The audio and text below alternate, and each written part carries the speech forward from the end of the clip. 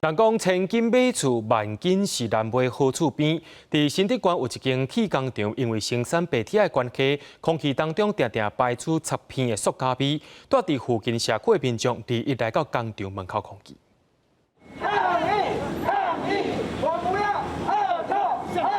抗议布条顶悬诉求要甲新鲜空气套回来。新德县新埔这间铁工厂附近的居民，白阿嬷常常闻到对工厂排出来的臭味，而且这款情形已经真久啊。排放类是一种很恶臭的东西，有点像塑胶味，又不像塑胶味，一直北风一吹就往那边吹。我这边邻近的居民几乎已经受不了了。每天差不多傍晚的时候，我们倒垃圾的时间哦，几乎那时候都很臭，有时候报案报好，一下子就不会臭了。民众讲，工厂应该按照规定。